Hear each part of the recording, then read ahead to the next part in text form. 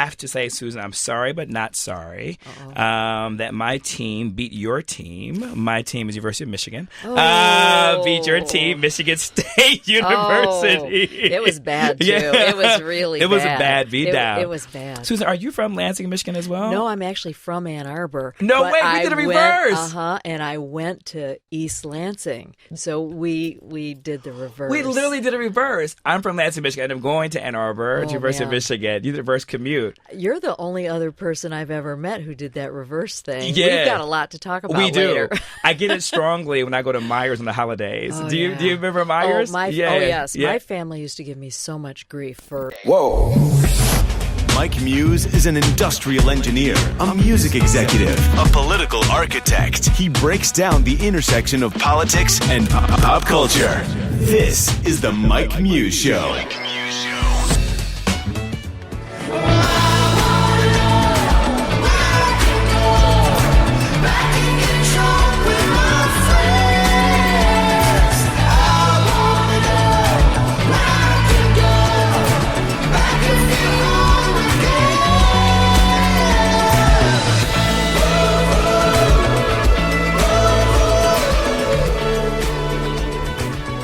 What's up, world? It's your boy, Mike Muse. Welcome to another conversation of the Mike Muse Show. I am so excited you have joined us today. I have literally outdone myself. As you know, I'm only in competition with myself and no one else, and my job is to bring you the best conversation that you haven't heard before. Even if you know the individual, I try to bring a little different aspect of it, and I think I've done it today. But I gotta be honest with you, this is purely personal. This is a point of personal privilege. This is something I've been excited to have since I knew I was getting this booking in the summer. And let me tell you, my father would be so happy right now. I'm going to surprise him when the show airs and like, yo, Dad, I made it. I think this is the one where he'll be excited about, because I have here with me the amazing, the talented, the dynamic Susan Goldberg, editorial director of National Geographic Partners and editor-in-chief of National Geographic magazine.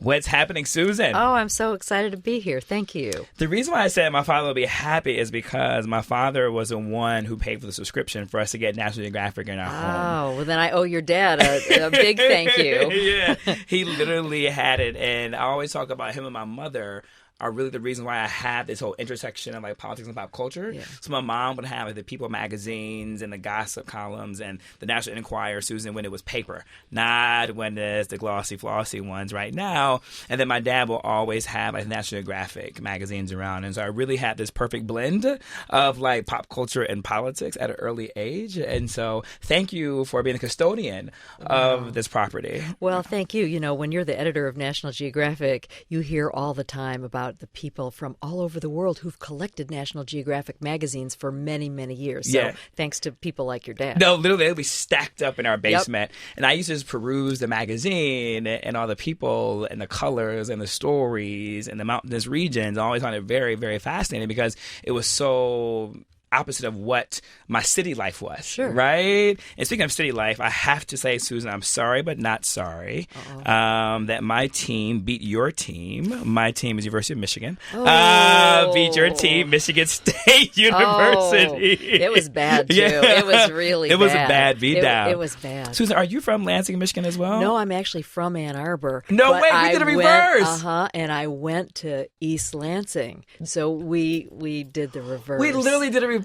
I'm from Lansing, Michigan, and I'm going to Ann Arbor, to University of Michigan. You did a reverse commute. You're the only other person I've ever met who did that reverse thing. Yeah. We've got a lot to talk about later. We do. I get it strongly when I go to Myers on the holidays. Do you remember Myers? Yes. My family used to give me so much grief for leaving Ann Arbor and going to East Lansing, and you probably got it just the other way. Yo, Susan, literally about like 2 weeks ago, sorry about that. About 2 weeks ago, I was in Myers in Lansing, Michigan, and I was accidentally wearing a Michigan hat, not for pride or for anything. And the taunts I was getting in the aisles to the point where I said, I can't wear this hat anymore just for that. It's true, but we both equally hate Ohio State. Oh, we do? We okay, totally high five do. for that one. All right. I cannot stand anything about Ohio State. Yeah, I said it. I mean every single word to my Ohio listeners out there. But something it's really cool, though, to know, though, you actually went and support the communication school at Michigan State University. Well, it means a lot to me. Michigan State had a great journalism school, and I feel like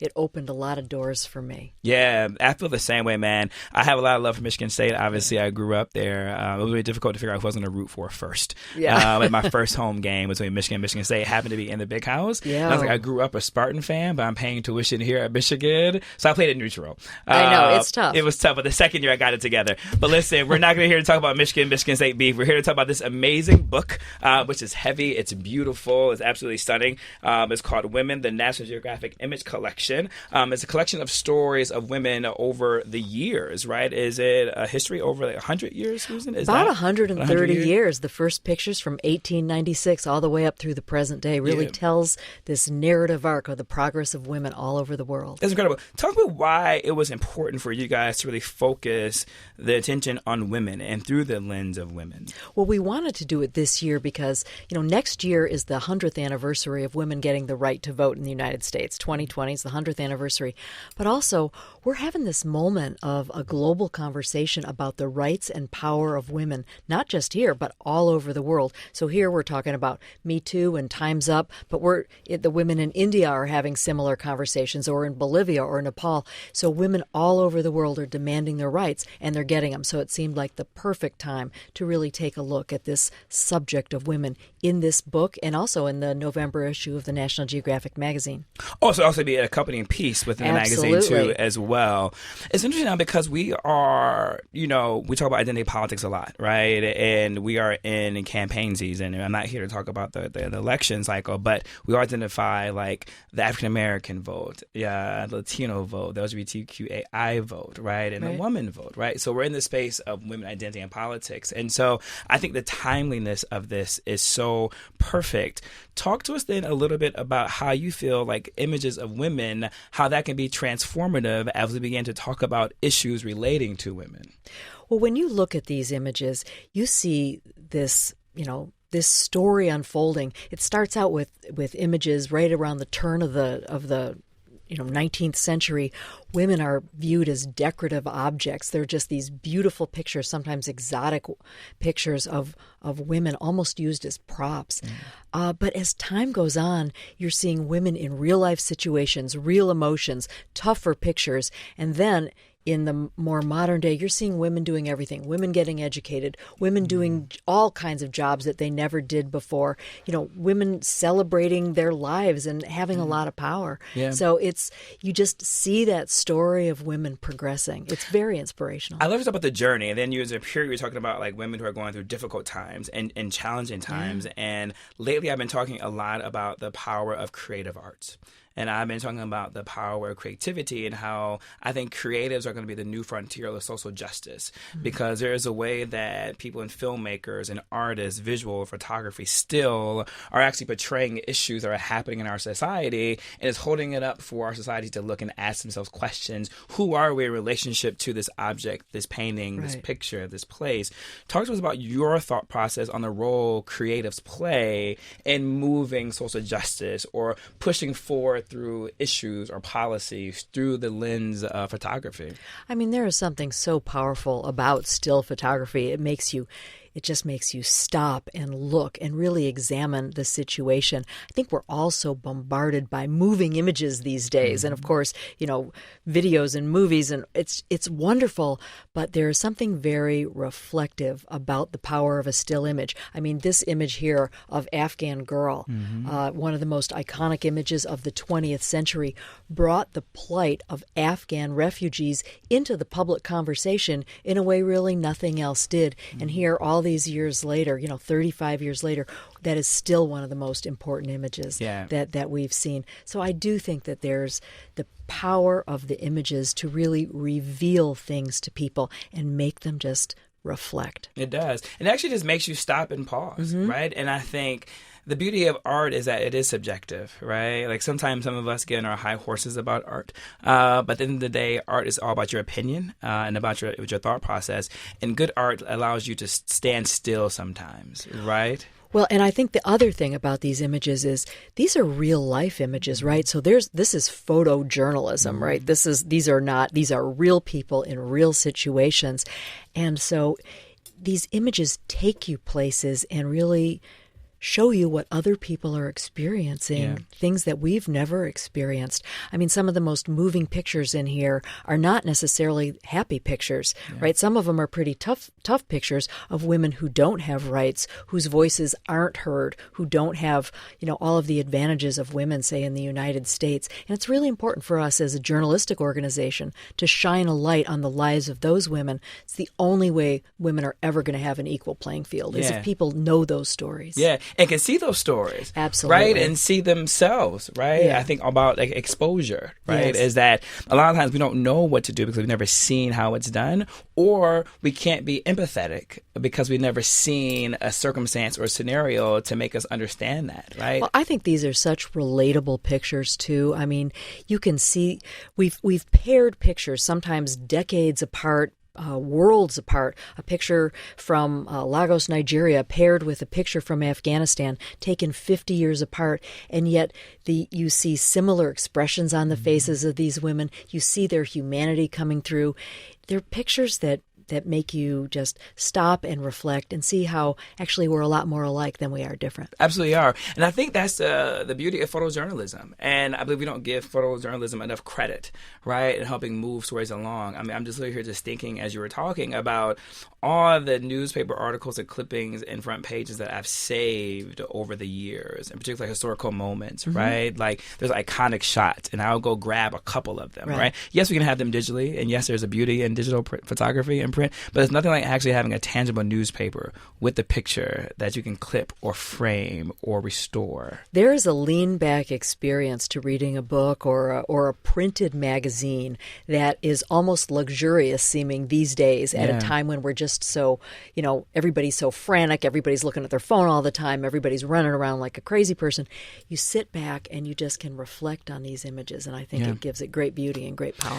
I'm going to ask you, in most recent time, maybe the last 2 weeks, 6 months to a year, a time when a photograph just made you stand still, right? And just made you just think. For me, I recently just came back from speaking with Brian Stevenson from Just Mercy and from the Equal Justice Initiative. And he has a film coming out, Just Mercy. And they invited me to his museum that he has in Montgomery, Alabama. I've been there. It's amazing. So you know exactly where I'm about to go.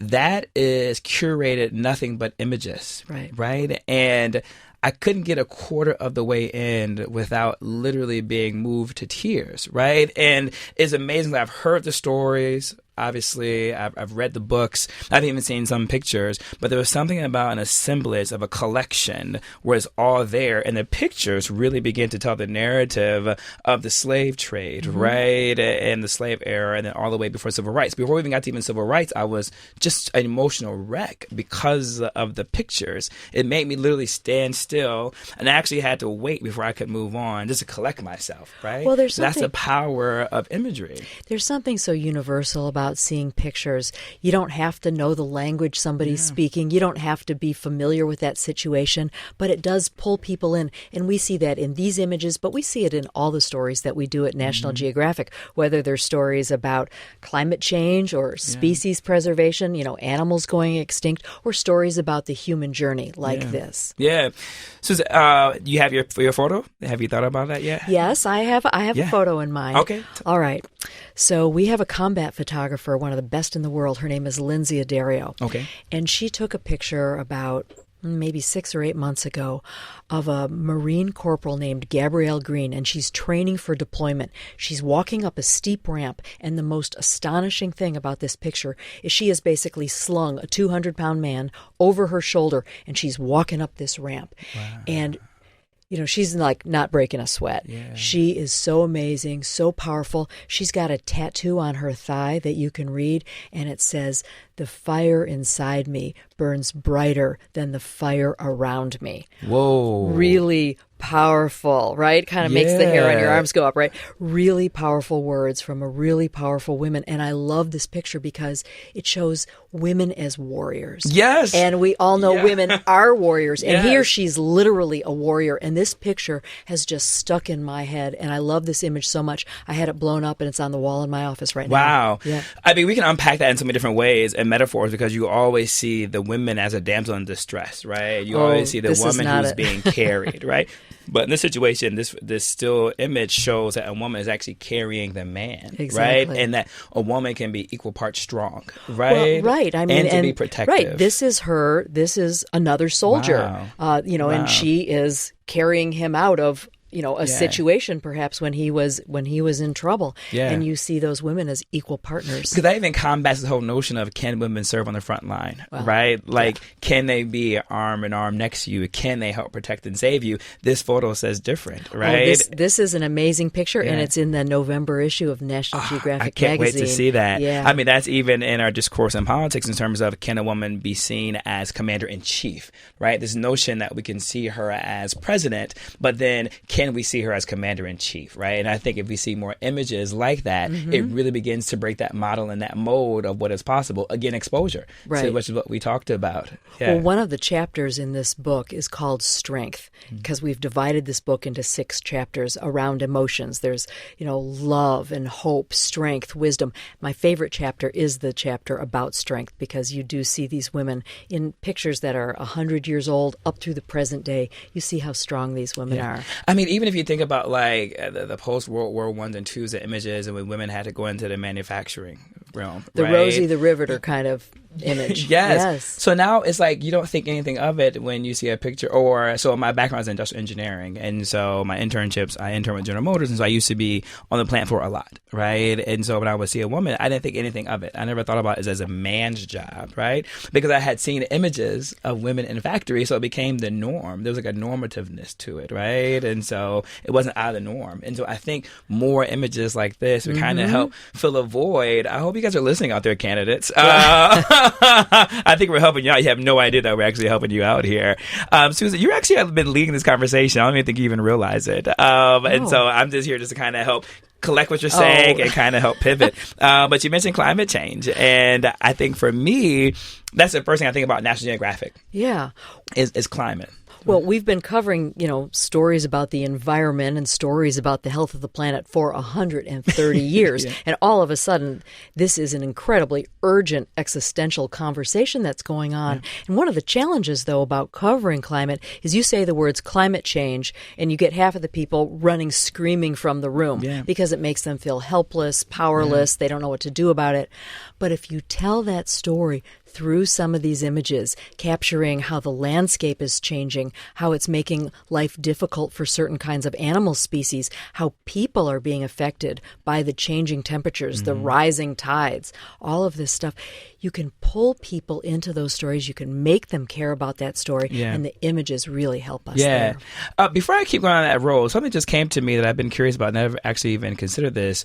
Why was it the mission was it the mission of National Geographic to really focus on the environment, on our planet? Was that always the constitution of National Geographic? It was founded in 1888 by a group of scientists and naturalists, all men of letters, as they were called at that time, who wanted to create a geographic journal to disseminate scientific and geographic information. So it really did start out as a science-based journal, and it's gone on from there. That's no wonder I had such a strong connectivity to it. Absolutely. My background is in science research, if you will, about nuclear chemical side, not from the environmental side.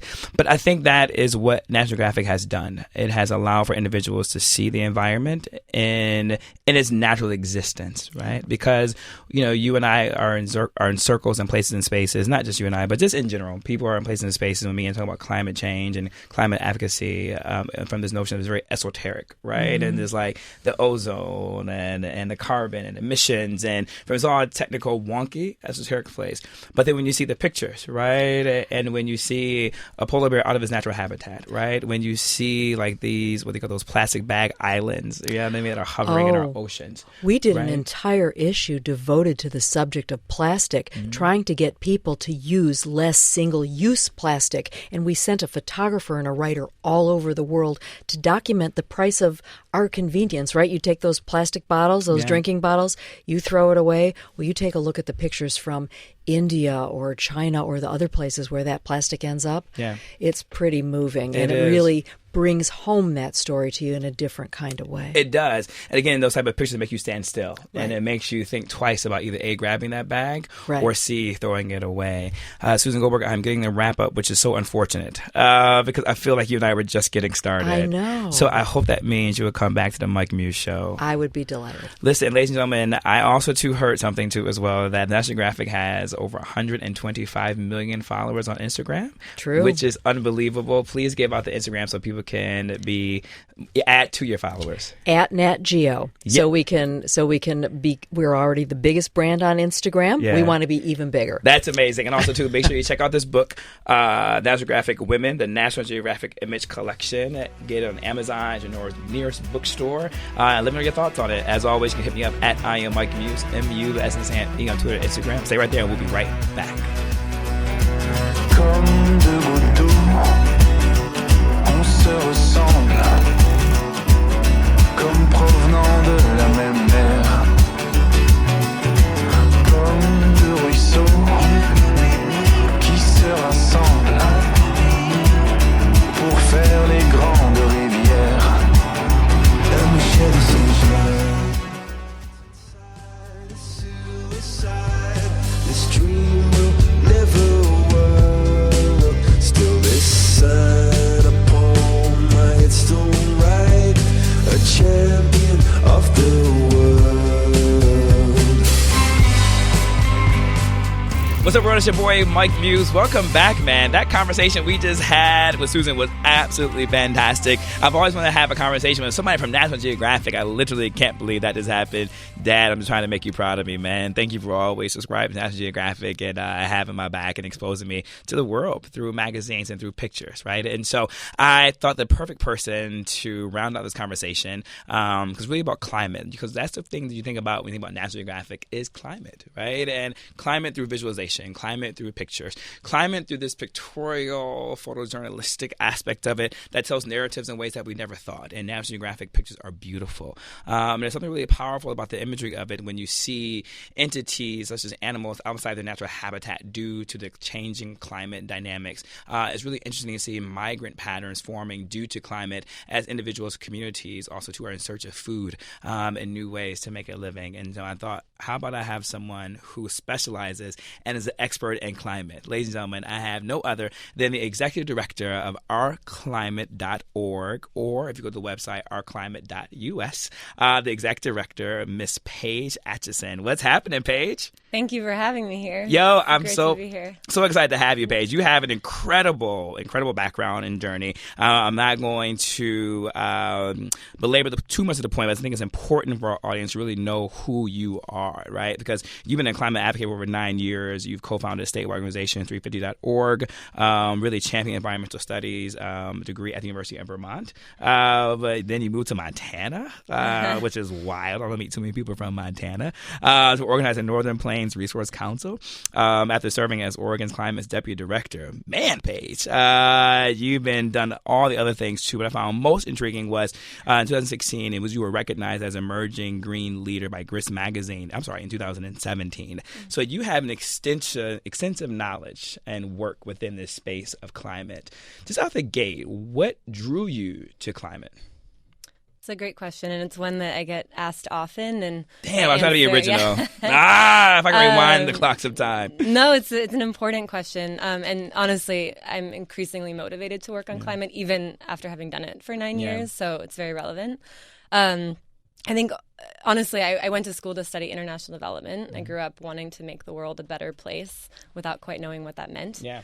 And increasingly came to understand that everything we were working toward in the world as far as increasing food security for folks or access to clean water, just building healthy communities and environments. All of that work was undermined by the climate crisis. Yeah. And I realized that if we didn't take action, particularly in the United States, to mitigate greenhouse gas emissions and spur a transition to clean energy, we wouldn't be able to build the better world that many of us are working to build.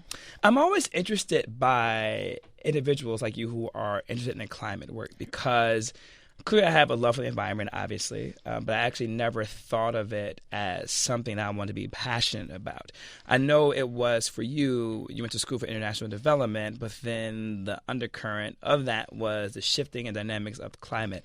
Was it like a moment, like were you studying something, were you reading a book, were you taking a shower, were you walking the park and you're just like, holy shit, I have to start focusing on this because we are in trouble? Yeah. I wouldn't say there was one moment. I was very fortunate to study abroad in college in Nicaragua, and I lived with a family that was not necessarily able to easily get food to eat or access. They didn't have access to clean water often. They were very much dependent on the land and the weather. And I realized while studying with this family and getting close to them that as our world changed, I mean, I knew about climate change in a very abstract way, but recognizing that these extreme weather events and prolonged drought and floods, et cetera, all of those events would affect this family very, very deeply in a way that many of us who are more privileged wouldn't necessarily feel, at least initially. So I think that experience really propelled me to get more deeply engaged in climate advocacy work. I think it's interesting because, I mean, that is your moment, right? It was like a singular moment, but it was a moment in terms of experiences, right? And like a lived experience. And I think sometimes this exposure and having a lived experience is what kind of shapes and opens up our minds to like what the possibility is.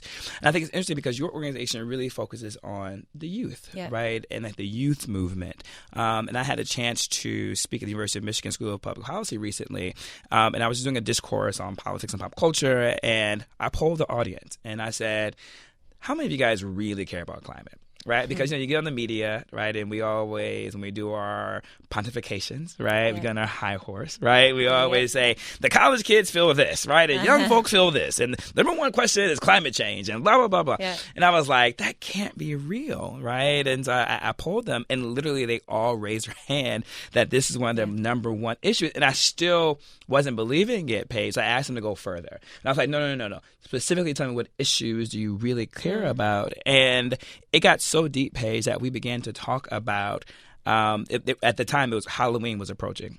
And one young student, she said that her and her friends were going to go as climate change, and there's going to be like an all white attire. And as the day progressed, they were going to get their outfit more dirty and start adding things to it to show the progressiveness of climate change. And I was like, okay, so this is real, right? This is a thing. Why do you think like young people care? And I'm saying as if I'm not part of that young demographic. I am still young and youthful. Like, what do you think is driving young people's passion and curiosity to make sure that this stays at the forefront of our political discourse? Yeah. So the organization I run is, like you said, called Our Climate. We engage young people across the country to advocate for science-based and equitable climate policy. So needless to say, we work with a lot of young people who are not just scared about the climate crisis and what that means for their future, but they're actively engaged in campaigns to pass policy. Yeah. And I think for the folks we work with, and I'd say young people generally, we see the impacts that we're already experiencing from the climate crisis. Just this year in the U.S. alone, we've seen unprecedented flooding in the Midwest, the wildfires in California, extreme heat in the southeastern United States, when it should be much, much cooler than it is. So we're already seeing the impacts. And I think young people have a very profound understanding that those will continue to become more severe if we don't take action. And for many folks, when we talk about reducing emissions by 2030 and 2050, they will be alive. We will be alive in those years. And thinking about what the scientific community is telling us the world will look like if we fail to act is honestly quite horrifying and terrifying. And yeah. So Paige, okay, so I gotta be honest with you. Before I live my truth, well, I could do two parts of truth, right, and vulnerability. And here on the Mike Muse Show, they know like I love to always express my vulnerability and always express my truth. What are your thoughts on plastic straws? And I'm a sucker for iced coffee from Starbucks. And here we have. I can't believe I'm doing shameless promotion here. Starbucks, you need to start paying me for this, by the way. And I'm obsessed with plastic straws. I believe that this whole movement to go to paper straws or reusable straws, well, let's not use reusable, paper straws. It annoys me, Paige, right? Because not only am I an iced coffee drinker, black, but I also drink carbonated drinks like soda water, seltzer water, sparkling water. So I like the bubbles. And I really believe that when I do that, the plastic straw, paper straw changes the consistency, right? And it really affects the taste.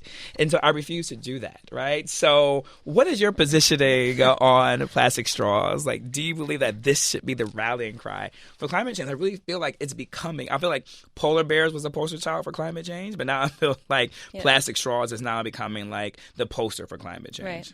I feel attacked, Paige. I really do. Yeah, no, and I appreciate you saying that in your honesty, in your moment of truth. I feel attacked. So I think focusing on plastic straws is not where we should be focused. Thank you, Paige. Listen, Paige, say that one more time. And that's not to say, I think Elizabeth Warren said this during one debate recently. I mean, that's not to say that folks that are working to reduce plastic, I think that is critical. However, it is. However, I honestly think the fossil fuel industry probably loves nothing more than having folks feel like we need to focus on plastic Paige, straws. say that again, Paige, one more time for the people in the back. So I think the fossil fuel industry loves to have individual consumers distracted by their choices, which isn't to say we don't all have a personal responsibility, but the problem here is the fossil fuel industry, which has known for decades that the climate crisis is a problem, is a severe threat, and they fail to act and even lied about it. I say that all the time. I'm like, have you guys heard of like diesel fuel? Have you heard of like cars, right? Like that is the issue. And it is like this distraction campaign, right? Like don't pay attention to us over here. Oh, by the way, let's probably even fund this single-use plastic notion, right? Just to keep people distracted and from turning their wheels. Okay, so Paige, we have some agreement when it comes to that. So my next moment of truth when it comes is I'm really glad that you're here. And I want to know, because of the fact that because we've always talked about climate change and as I was talking to you earlier, like I'm a big believer in following my curiosity and discovering my guest and really hearing your thoughts when it comes to certain things. I've been adverse to join the rallying cry of climate because I don't have any connectivity or I'm not saying I don't have compassion for polar bears, but it's not something I want to like. I don't wake up in the middle of the night in fear of the polar bears, right? And I don't wake up in the middle of the night for the fear of like the ozone layer, although I should care, right? But it's just that's not what like moves me, right? And so I've always kind of been like slow to like kind of climate change. I'm like, yeah, it's good. I'm glad people like Paige are working on it. That's something I can really get around.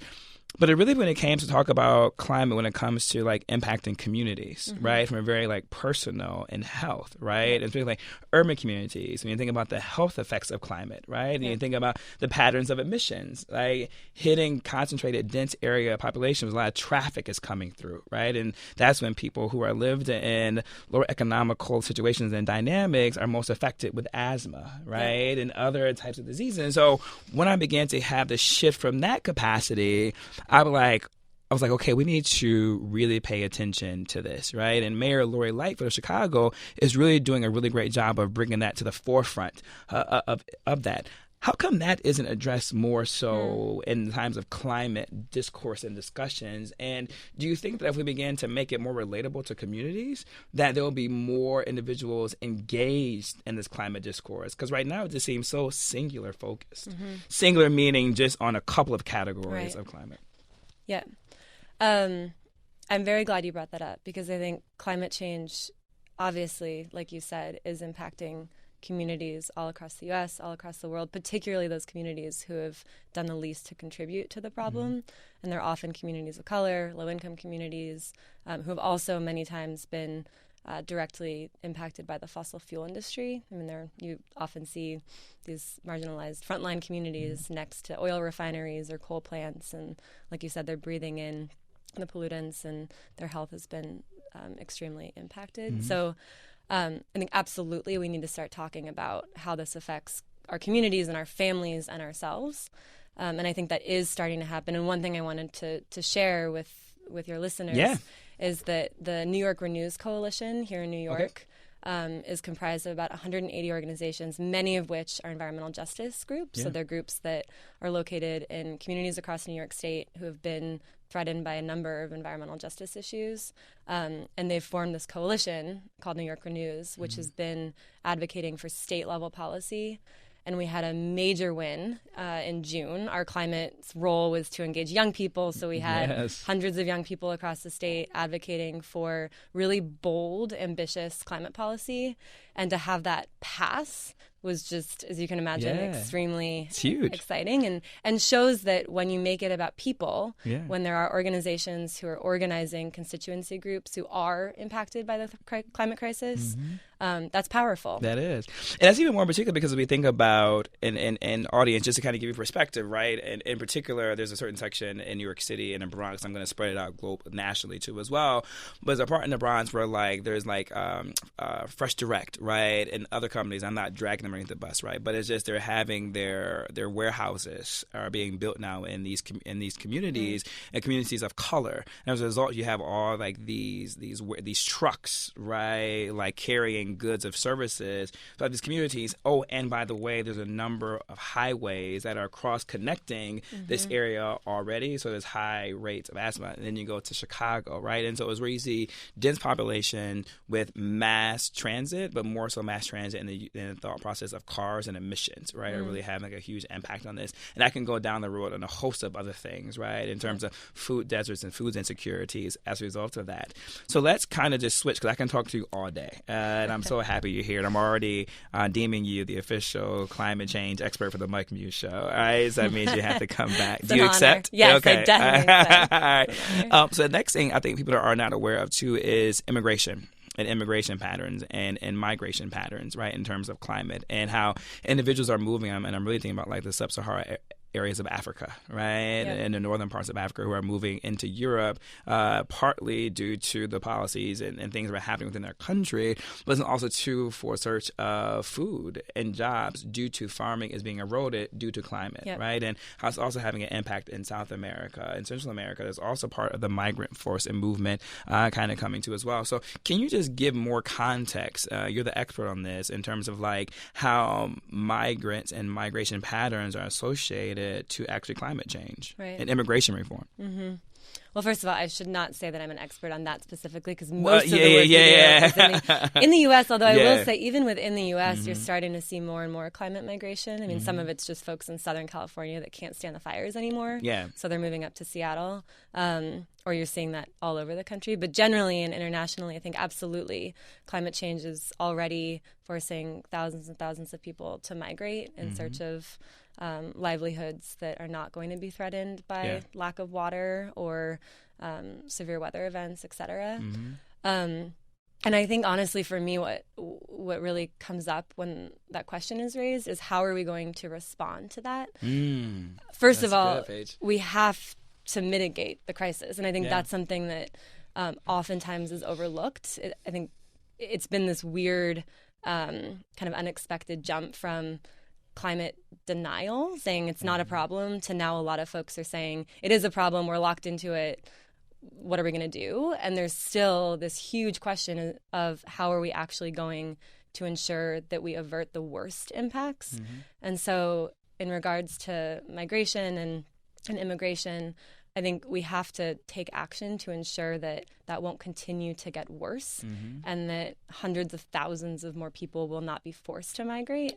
And so passing policy that will concretely reduce emissions and ensure a transition to clean energy is absolutely crucial and has to continue to be part of, or really forefront in this conversation. Secondly, I think, and this is obviously increasingly important and relevant in the U.S., how are we going to respond as a country when there are folks who no longer can live where they were born because of climate catastrophe? And are we going to be compassionate and accepting of folks and building communities that are diverse and vibrant and strong? Yeah. Or are we going to kind of hole up and refuse to be compassionate human beings? I think that's a fundamental question that obviously expands much larger than just climate. But for me, it really comes up a lot. And how do we, as a climate community, ensure that we are doing the work necessary to take care of folks who are so incredibly impacted by this crisis? I think you are raising so many great points, and one, I just want to thank you for your advocacy and thank you for your work, and I'm thanking you now for bringing so much into context, into perspective for us and for our audience today. As we move on from our context and our soapbox, individuals know on my show I like to kind of move forward to solutions. But before we get into solutions, because that's going to come through policy and through voting and through other forms of advocacy, can you talk to us a little bit about the barrier of that and the barrier of like corporate lobbying, right? That kind of comes into play, that's prohibitive of some of these issues from actually moving forward, right? So talk a little bit about the challenges of getting to the solution, right, because of this intermediate blockage of lobbying. Yeah, absolutely. So 100%, it's a huge, huge issue. I mean, the fossil fuel industry is incredibly profitable. They have more power than I think any of us can really wrap our heads around. And for me personally, I knew that in a fairly abstract way, going to school and doing the climate work I've been doing. Last year in Washington State, it really, really became clear to me how strong it is in a very real way. There was a ballot initiative that would actually require the largest polluters in the state to pay for their pollution and then invest that revenue into communities across the state and clean energy infrastructure. And we had great, incredible support from constituency groups all across the state, a very robust coalition. The polling was good. It seemed like this is absolutely something that voters support. And the fossil fuel industry spent over $30 million to confuse voters and basically ensure that the measure wouldn't pass. And as somebody who was knocking a lot of doors for this initiative, talking to people who were seeing all of the TV ads and hearing fossil fuel executives on the radio, I saw just how influential the fossil fuel industry can be. And that's person to person, not even just in the not even this Congress. Abstract theoretical thing. So as we move on to solutions, in two parts, how can people who are listening, right, one, plug into our country, .us, but also two, engage in this conversation that can be actionable? Right? Like, clearly we talk about it like in the barbershops, at church, at brunches, I even talked about it at a party, which is, I'm like, wow, times are changing. That's right. Yeah. How can you turn talk into action? Totally, yeah. First of all, I think it's important to recognize that more and more people are becoming active on this issue. Working with young people, I've been incredibly inspired to see the youth climate strikes that have brought millions of young people to streets across the country, calling on elected officials to do more and take immediate action. So I have to say, over the past year or so, it's just been incredibly encouraging to see more and more people really recognize that this demands their attention. It can't be something that, they just read about in the news and care about but don't act on. As far as how people can get involved, I think there are so many ways that no matter, if you're somebody who doesn't like speaking publicly and just wants to sort of do all of your activism at home, you can write an opinion piece. You can share your story and encourage your elected officials to act. Generally, I think the most important thing, going back to your question about straws, is that we take political action. I think it's easy to feel guilty about our own individual choices we're making and feel like by, driving a little bit less, we're doing our part, and that's important. But we have to take political action. And so I think what I would say is just finding an organization in your community that's doing work to I love that. address the crisis. So you brought up politics. You're a nonprofit, so you can't give your opinion. You can't pick a candidate. But I want to frame it in the space of, and I'm going to make sure you give your website out so people can like link up to you guys too as well if they want to connect to an organization structure nationally and locally and affiliates. Without giving an opinion on a candidate, do you feel like this current race, right, both like on the Democratic side, Republican side, like down ballot, do the young people that you are in alliance with, do they feel like the candidates are talking about it in the right frame that is getting young people excited, right, and say, you get it, you understand? Some are, for sure, yes. I think what's amazing is how young people are paying attention to that.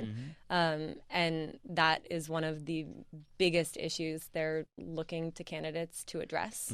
So candidates who have strong climate plans, I think, are automatically on the top of many young folks' list. Listen, candidates, I have given some great tips for you with Susan. We gave you some game on how to be number one when it comes to visuals. And Paige has given you some great game, too, in terms of finding which ones these organizations are really rocking with. And if they're not rocking with you, you may want to contact Paige to figure out how they can rock with you a little bit more.